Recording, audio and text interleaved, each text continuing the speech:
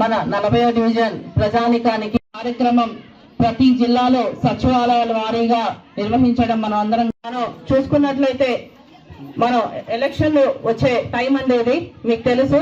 అయితే మేనిఫెస్టోని రిలీజ్ చేసి ఎలక్షన్లకి ముందు మోసం చేసే గత ప్రభుత్వాన్ని మనం చూసాం. అదే విధంగా అంటే మీ కళ్ళ ముందు ఇప్పుడే బోర్డు డిస్ప్లే చేశామండి.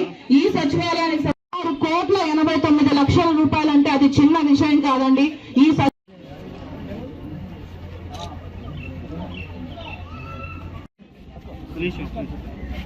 అది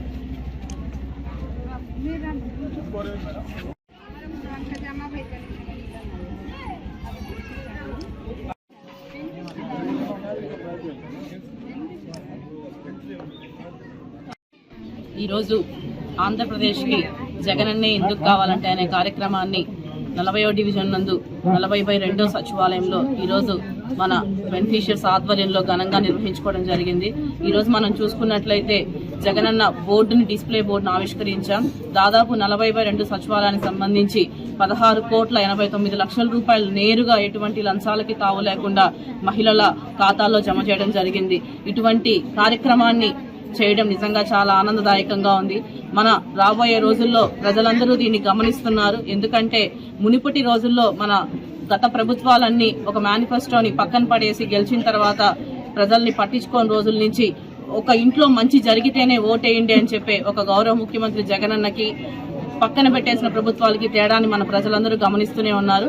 కాబట్టి ఖచ్చితంగా 2024లో మన జగన్మోహన్ రెడ్డి గారు ఏదైతే అనుకున్నారో వైనాట్ 175 దిశగానే ప్రతి ఒక్క రాష్ట్ర వ్యాప్తంగా ఈరోజు జగన్మోహన్ రెడ్డి గారి ప్రభుత్వం ముందుందని తెలియజేసుకుంటూ, అదేవిధంగా మన గౌరవ నెల్లూరు నగర శాసనసభ్యులు అనిల్ కుమార్ అన్నగారు దాదాపు ఈ 40 వార్డుకు సంబంధించి 80 లక్షల రూపాయలు రోడ్లు కానివ్వండి, డ్రైన్లు కానీ వేయడం జరిగింది. అదేవిధంగా నాడు నేడు స్కూళ్ల ద్వారా కూడా దాదాపు 6 కోట్ల రూపాయలు ఈ వార్డుకి మనం ఖర్చు పెట్టడం చూస్తున్నాం.